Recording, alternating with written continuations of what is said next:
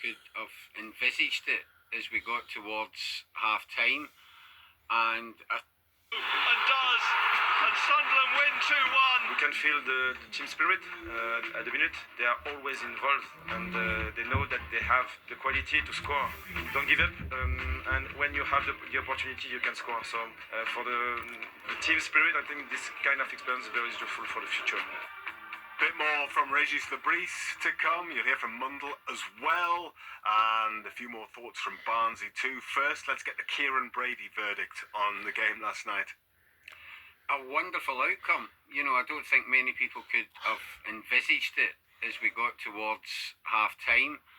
And I think when you look at a return of 6 points from 6, given the potentially hazardous trips to both Hull and Luton, then it's great credit to Reggie Lebris and of course the players, because I think as the game was going on in the first half, Sunderland were having to entertain and endure something that they probably won't encounter that often this season, and they had to withstand a lot of pressure, a lot of physicality. It's reminiscent in many ways of the last trip to Luton, which of course didn't turn out as well, but they've came through it.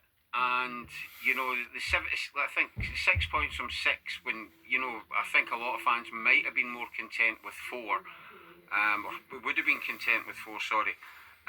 It's a great return. Yes, Luton had a goal disallowed, a bit controversially, it has to be said. They also complained about alleged fouls ahead of both Sunderland's goals. Kieran, did they have any legitimate cause to be aggrieved?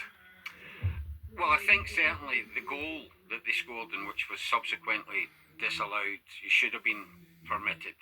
There wasn't any great clarification at the time as to specifically why, but even if there was, I think when you see the replay, and of course you understand that it may well have been the Luton player, I think Clark was it, who was closest to Anthony Patterson, but I think most football people would say that irrespective of the rules of the game, that should be allowed. Yeah. Because I think it's also a little bit on Justin Morris. He's maybe thinking that it might come to him. He's kept himself onside. And then I would be less certain about the grievances that have been expressed in regarding, I think it was a potential foul on Chong prior to Mundell's goal. But I suppose Mundell's goal last night, the winning goal, and of course Isidore's on Sunday at Hull, had that sort of common streak insofar as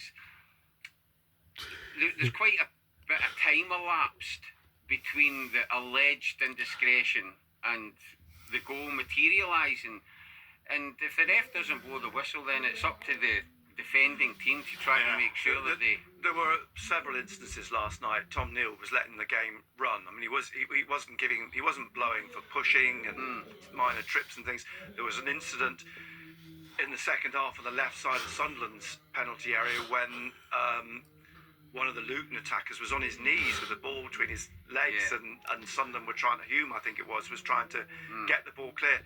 9 times out of the 10, the referee would have blown there and given the free kick. He just let it go. He let quite a lot go, which probably benefited Luton more than it did Sunderland. Yeah. Even going back to when I was playing, Dennis Smith at times would let us know what a referee would be particularly unimpressed with, what he might be much more likely to let go. Now, some referees might not like being verbally accosted, some might not like the idea of players getting in particularly forcefully.